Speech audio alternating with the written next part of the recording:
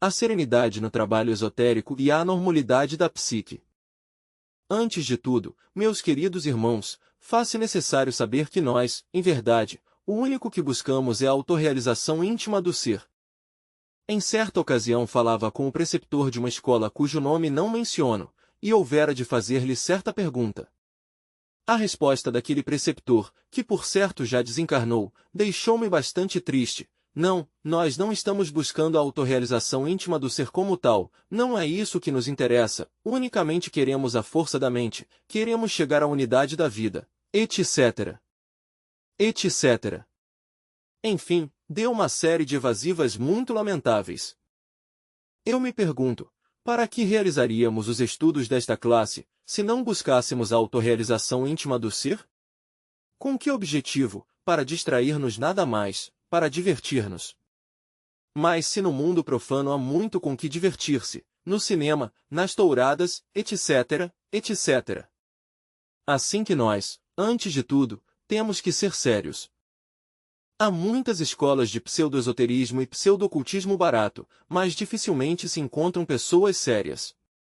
Se chamássemos ao caminho os 5 milhões de pessoas que se dedicam aqui no México ao pseudo-esoterismo e ao pseudo-ocultismo barato, se os chamássemos em verdade ao caminho, se puséssemos sobre a mesa, diante deles, os postulados da gnosis, se lhes ensinasse o que é o caminho da autorrealização íntima, estou seguro que a maior parte fugiriam apavorados. Muitos deles são eruditos em teosofia, em pseudo-rosacrucianismo, etc., etc. Desgraçadamente, é difícil encontrar gente sérias, todos eles o que buscam é uma forma de diversão, quase todos esses pseudosapientes do pseudocultismo barato, o que querem no fundo é distrair-se um pouco, divertir-se, mas quando realmente se lhes põem na mesa os postulados da autorrealização e se lhes convida a trabalhar, então fogem apavorados. Assim, pois, não é a autorrealização o que eles andam buscando, mas alguma forma de diversão e isso é tudo.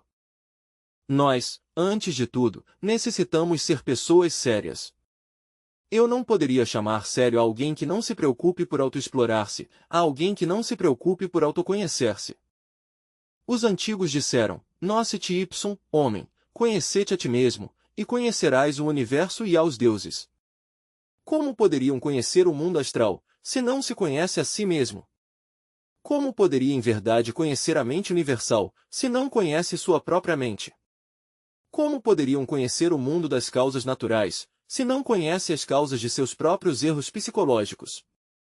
Falaze muito dos mundos internos, mas se um não conhece seus próprios mundos internos, como pode conhecer os mundos internos do planeta Terra, ou do Sistema Solar, ou da galáxia em que vive, ou do infinito?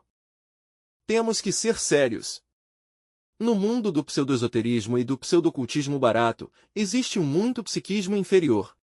Por aí há um santuário na Venezuela onde uma dama 20, de tipo mediúnico, caiu em estado de transe e já em tal estado dedicou-se a conferir iniciações, fulano de tal chegou à 4ª iniciação, cicrano chegou à 5ª, mengano já é um hierofante, e barbaridades assim por o estilo.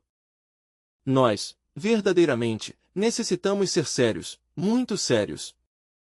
Obviamente, quem aceitou essa ordem de coisas em tal lumisial, não podiam ou não eram pessoas sérias, e para mim é impossível que uma pessoa séria aceite despropósitos de tal tipo.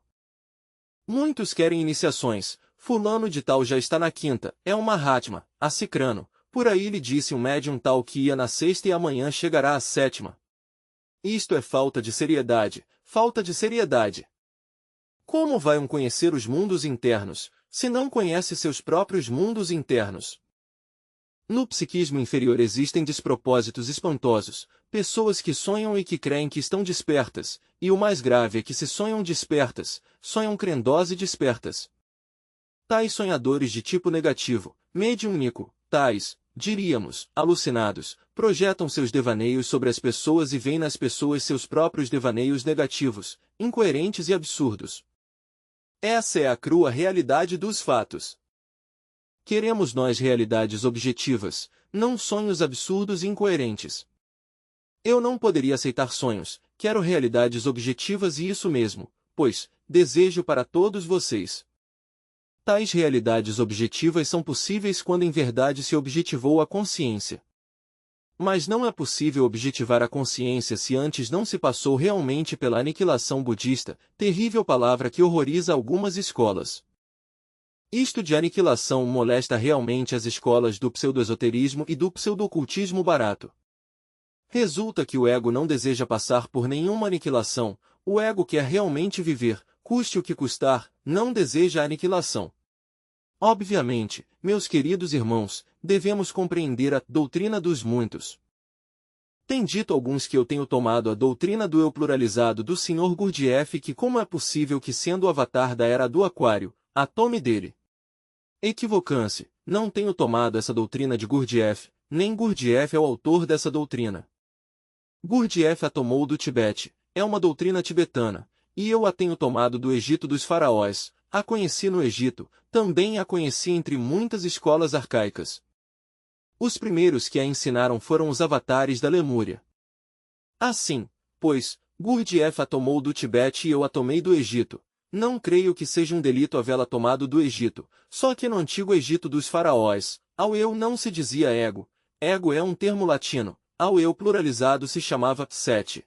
A todos os agregados psíquicos, citados pelos tibetanos, não exclusivamente por Mr. Gurdjieff, denominava-se demônios vermelhos de Sete.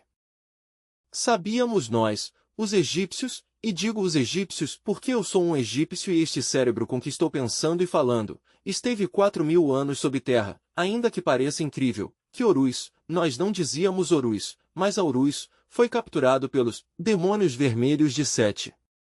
Ao falar assim, queríamos dizer simplesmente, queríamos explicar a nossos devotos, que os demônios vermelhos de Sete tinham preso a consciência humana. Os devotos de todo o Alto e Baixo Nilo entendiam a maravilha e todos em geral lutávamos contra os demônios vermelhos de Sete, obviamente, quero dizer contra os deuses que personificam tal ou qual erro, e falando em linguagem estritamente tibetana, quero dizer contra os agregados psíquicos que personificam nossos erros. No Tibete, a doutrina dos muitos é o fundamento do lamaísmo. Não há dúvida que o Sr. Gurdjieff, quem estivesse como lama no Tibete, tirou de lá a doutrina para preconizá-la no mundo ocidental. Não quer dizer isto que a doutrina fosse de sua propriedade exclusiva. A doutrina dos muitos é muito conhecida no Tibete quando se diz que há que destruir os agregados psíquicos que personificam nossos erros. Os tibetanos o expressam na seguinte forma: o Buda interior deve destruir a doutrina dos muitos em si mesmo. Vejam esse modo de falar, isto é, acabar com os elementos inumanos que em nosso interior carregamos. Há alguns bodhisattvas caídos, também no Tibete, nos Himalaias. Muitas vezes os lanus, isto é, discípulos, têm que suportar pacientemente, todo um dia, aos diversos agregados psíquicos que vão passando ou que vão controlando, em ordem sucessiva, o corpo de um lama, de algum lama caído, de um bodhisattva caído. Mas eles têm paciência de suportar-lhe suas sandices, aguardando o instante em que termine a procissão de agregados e por último apareça, pelo menos por um momento, o ser real daquele lama instrutor, então recebem do ser o ensino que estavam buscando. Depois o ser se retira e continuam os eus atormentando aos pobres discípulos. Acabar com a doutrina dos muitos em si mesmo, não é fácil, de idêntica forma pensávamos e seguimos pensando os antigos egípcios. Há que matar os demônios vermelhos de Sete, dentro deles está embutida a essência. Entre os devotos do Tien e do Zen, a essência recebe outro nome, denomina-se o Buddhata. Assim, vão vendo vocês que esta doutrina não é propriedade exclusiva, nem do Sr. Gurdjieff nem de ninguém, é de ordem geral. Esse Buddhata, ou material psíquico que em nosso interior carregamos, é importante, é a essência que está embutida entre os demônios vermelhos de Sete entre os agregados psíquicos. Faz-se necessário quebrantar cada um desses elementos indesejáveis que em nosso interior levamos, para liberar a essência, só assim conseguiremos integrar-nos e converter-nos realmente em indivíduos sagrados. Bem sabemos que para poder desintegrar os agregados psíquicos, temos que dirigir a lança contra os mesmos e isto nos o ensina claramente Richard Wagner, grande mestre subestimado pelos sabichões do pseudo-ocultismo barato. Richard Wagner, com seu Parsifal, dá uma lição extraordinária de esoterismo tântrico. Seu Parsifal, em si mesmo, personifica ao Cristo íntimo ou ao Cristo Jesus, ou ao Adeptus, bem seja este o adeptus excentus ou o adeptus ainda nocentus, eu diria o adeptus excentus. Obviamente, Parsifal tem também sua mãe divina, que não é outra que Erzeleide. Amfortas, o rei do Graal, tinha uma ferida no costado, uma ferida terrível que manava sangue e água. Sempre iam-lhe lavar seus discípulos a um lago próximo e sua ferida não sarava. O rei do Graal em um dia qualquer, uma tal Kundry, uma espécie de Madalena tentadora, houvera de fazê-lo cair entre seus braços sensuais. Enquanto este se despencava entre seus braços, Clinsor lhe arrebatava a lança e com a mesma feria de morte ao rei Amfortas.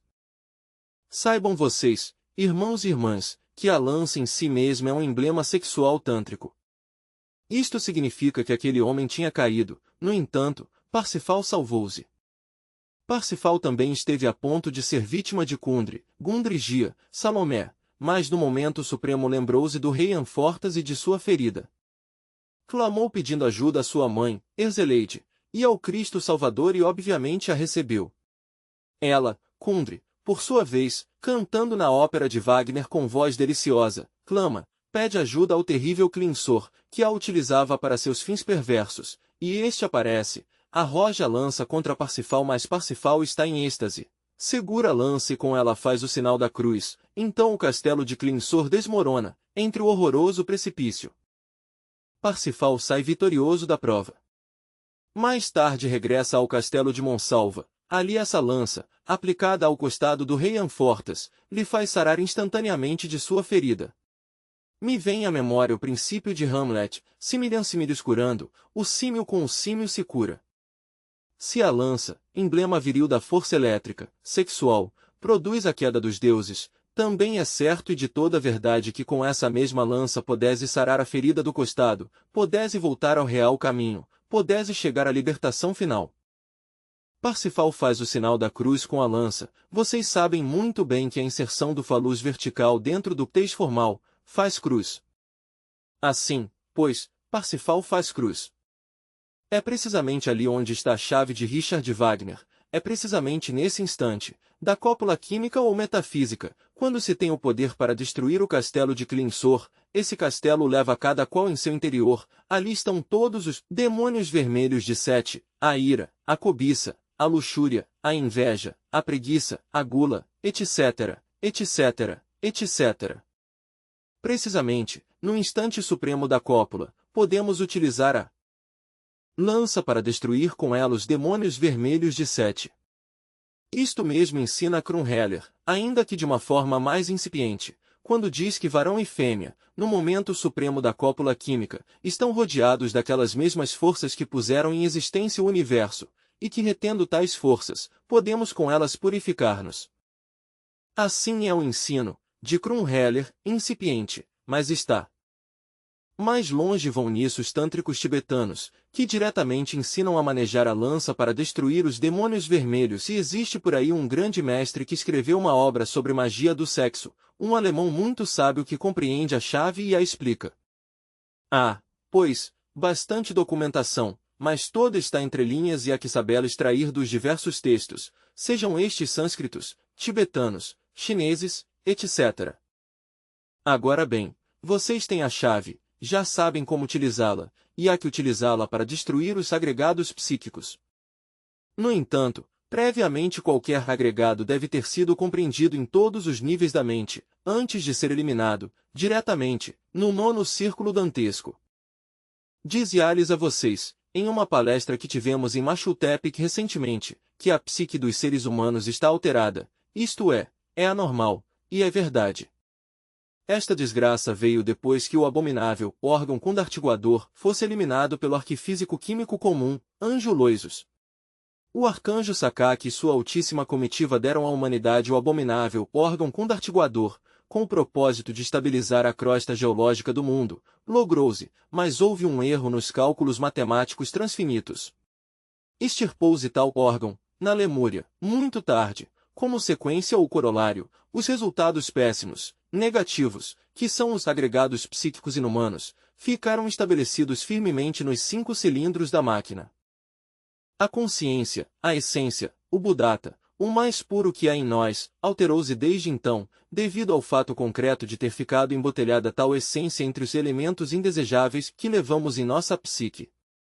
Desde então estabeleceu-se em nós um estado psíquico anormal, porque se o material psíquico, isto é, o Buddhata, a essência, ficou presa pelos diversos elementos psíquicos inumanos, o resultado não podia ser outro.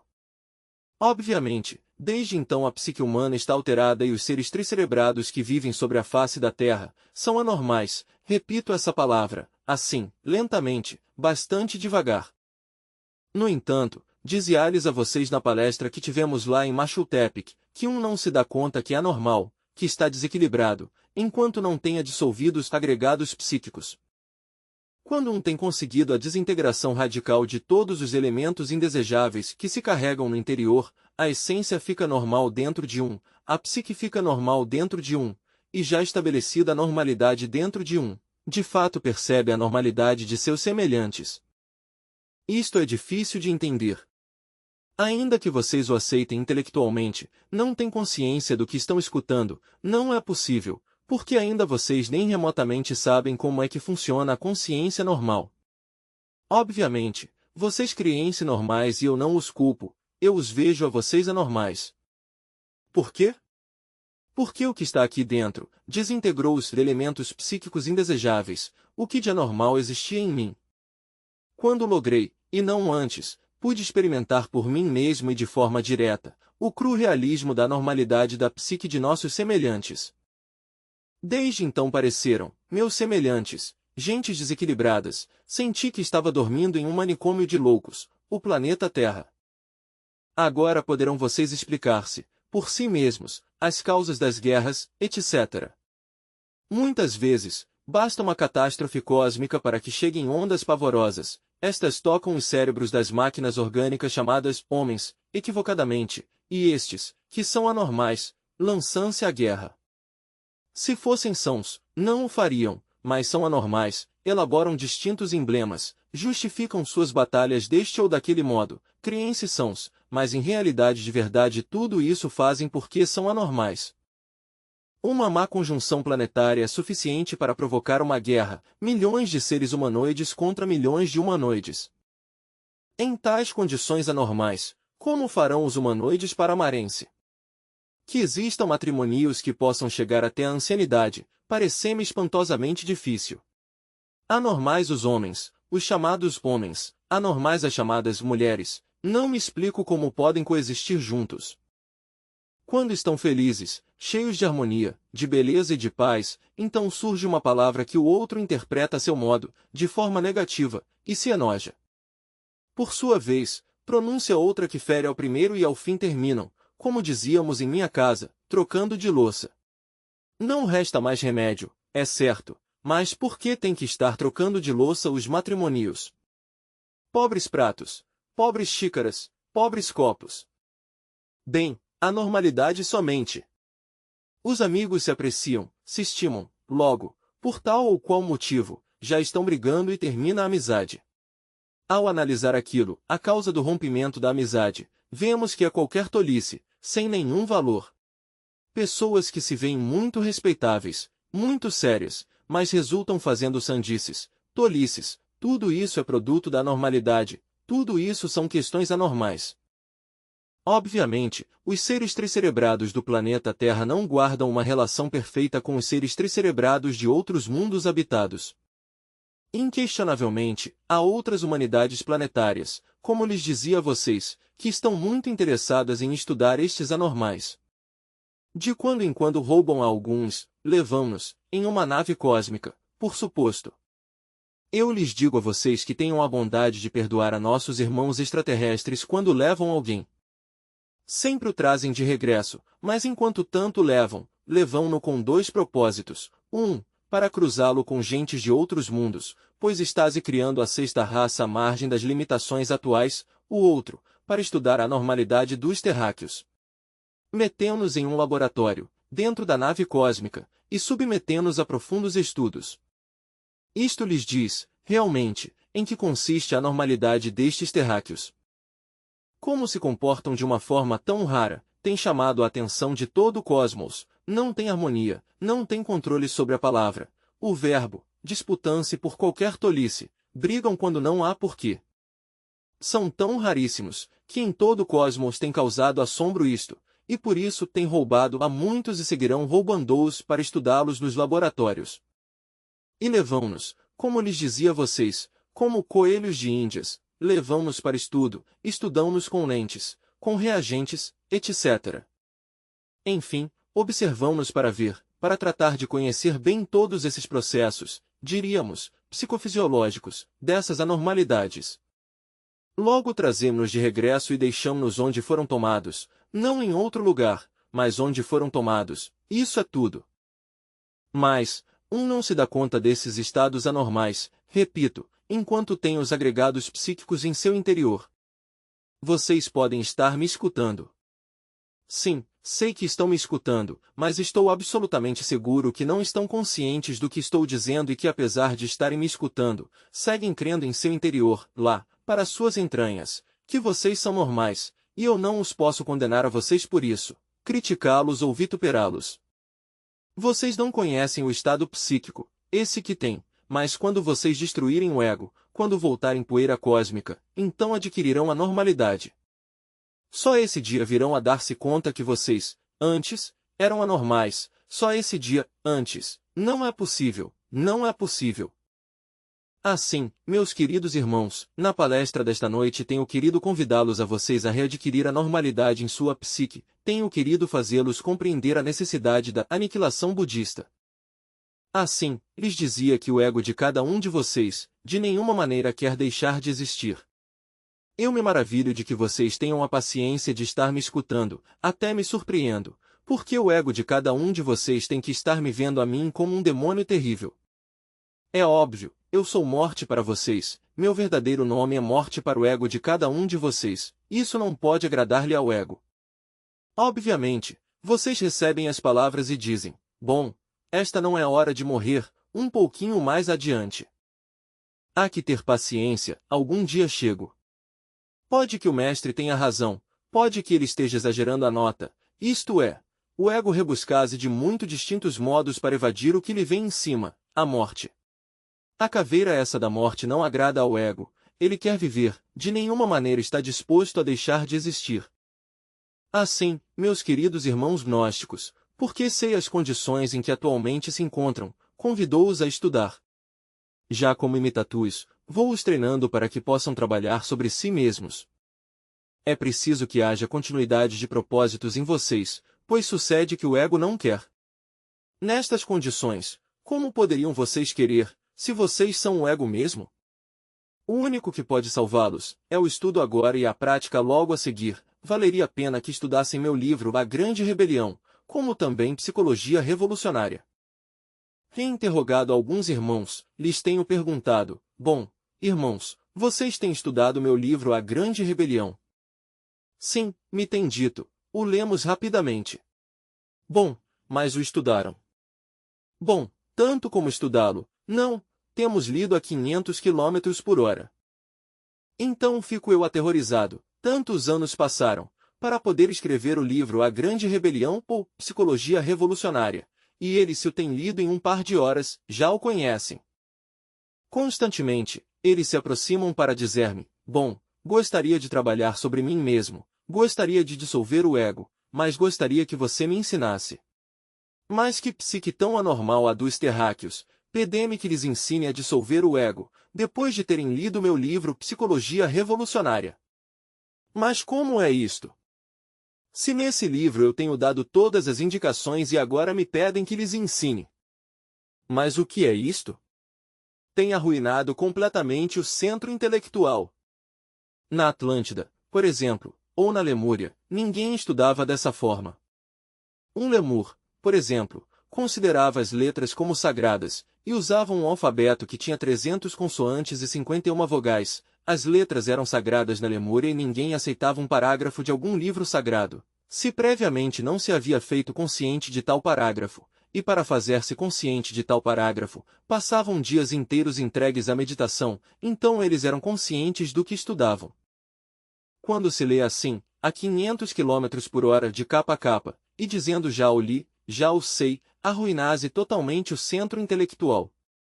Assim não é como se estuda, um não deve passar adiante, passar a outro parágrafo, se não se tem feito consciente do parágrafo precedente, necessitamos saber o que vamos levar ao centro intelectual. Em alguma ocasião, quando viajei por ali, por esses países da América do Sul, conheci um índio que vivia perto do Summum Supremum Sanctuarium. Era um mama, algo semelhante a Mahatma, um homenzinho assim, deste tamanho, não media mais que 1 metro e uns quantos centímetros.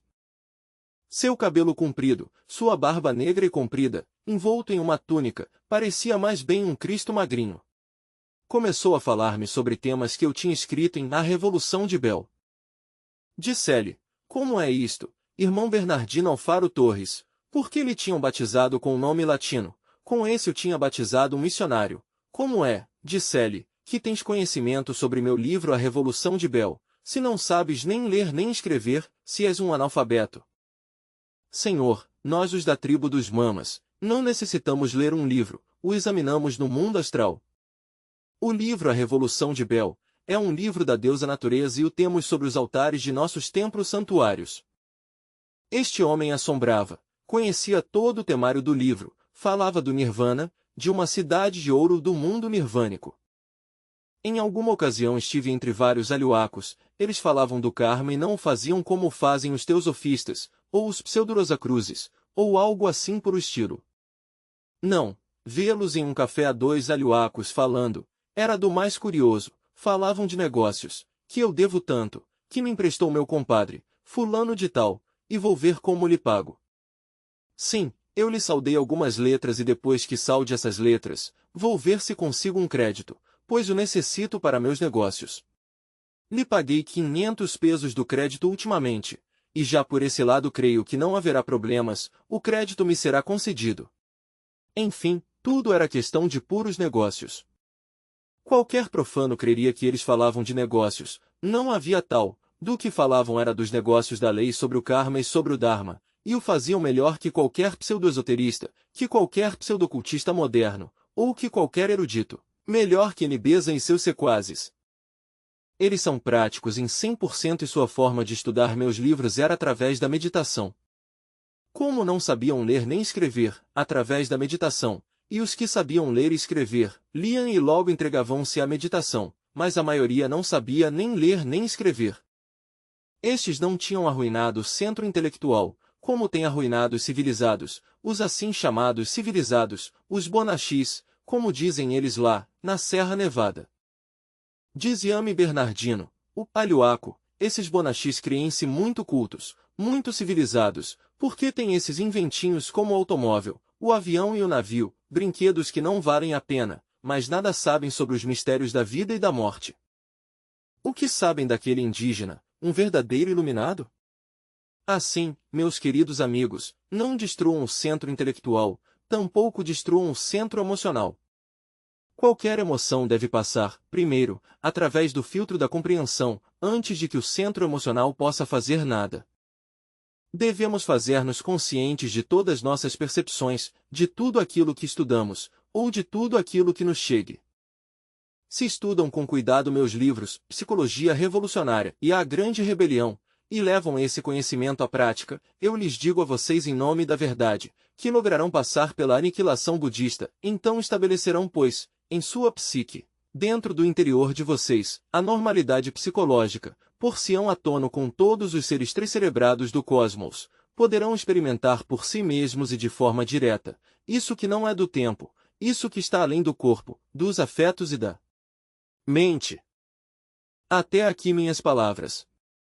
Se algum de vocês tem algo a dizer ou perguntar em relação ao temário, pode fazê-lo com a mais inteira liberdade. Só lhes rogo que sem sair do tema. Estudante. Mestre, o senhor nos tem falado do abominável órgão condartiguador, a anormalidade da psique provém de lá? Mestre. Pois, realmente, de lá vem a anormalidade, porque o abominável órgão condartiguador cristalizou, diríamos, em nossa psique, todas as más consequências que ele origina. Isto é, os agregados psíquicos existem pelo abominável órgão condartiguador, senão, não existiriam, e desgraçadamente, dentro desses agregados está embotelhada a consciência. Devido a isso, a consciência é anormal. A consciência é a psique, que funciona de forma anormal. Os terráqueos são anormais, são casos clínicos que atualmente estão sendo estudados por todos os irmãos do Sistema Solar. Essa é uma das causas, dos motivos principais pelos quais levam muitas vezes, os extraterrestres, a tal ou qual cidadão para o espaço, para metê-lo em um laboratório e estudá-lo. Tem chamado muito a atenção, em todo o cosmos, o estado anormal dos terráqueos, sua estranha psique, seu estranho comportamento, que não guarda relação com nenhuma cultura cósmica do espaço infinito. Mas tudo se deveu, desgraçadamente, ao abominável órgão kundartiguador. Estudante. Uma pergunta, mestre: todos os seres humanos caíram, ou há seres humanos que se conservam com sua hierarquia primitiva? Mestre. Bom, há alguns homens reais, atualmente, que não caíram e que se conservam normais. Estudante. Desde aquela época? Mestre. Sim, saibam vocês que nem todos os habitantes são visíveis para os habitantes do mundo tridimensional de Euclides. Na quarta vertical de nosso planeta Terra, existem outras humanidades de carne e osso que sim são normais, que não desenvolveram jamais o abominável órgão kundartiguador e que se seguem reproduzindo por Kriya Shakti. Assim que, os anormais são estes que vivem no mundo tridimensional de Euclides, os que comumente se denominam terráqueos. Estudante. Venerável mestre, no rito gnóstico de terceiro grau, que como sabemos provém da sabedoria egípcia, podemos ler o seguinte: eu defunto, eu pronuncio as mesmas palavras 4 vezes, e oxalá meus inimigos sejam derrubados e feitos pedaços, e os demônios vermelhos de Sete serão entregues à grande destruição do abismo e do nada. Que significado tem isso de as mesmas palavras que se pronunciam 4 vezes? Mestre. Obviamente, palavras temos que pronunciar para que o corpo físico ande corretamente. Palavras são aquelas do verbo que dão origem ao corpo astral. Palavras são essas que dão origem ao nascimento do corpo mental. Palavras são essas que dão origem ao corpo da vontade consciente. Assim o verbo se expressa nessas 4 formas, para originar esses 4 nascimentos, 4 vezes. Quanto a os inimigos, os demônios vermelhos de Sete, que devem ser destruídos no abismo e no nada, obviamente que assim deve ser, nós devemos destruí-los. Agora, se nós não somos capazes, se não nos dedicamos a destruir o ego, ao mal com todos seus elementos indesejáveis, a natureza encarregar-se-á de destruí-los lá embaixo, no mundo soturno, onde somente se ouve o pranto e o ranger de dentes. Não lhes aconselho a vocês descer a essas regiões, pois se sofre demasiado. Lograrão, sim, a desintegração do ego nos mundos infernos, poderão sair livres de egos, depois de uns quantos milhares de anos, mas não lhes os aconselho, pois se sofre ali demasiado. No submundo existe uma materialidade espantosa, tudo é ali mais denso, mais grosseiro. Melhor é que vocês façam o trabalho agora, mas se vocês não querem fazê-lo agora, pois a natureza encarregar-se-á de fazê-lo por vocês lá embaixo,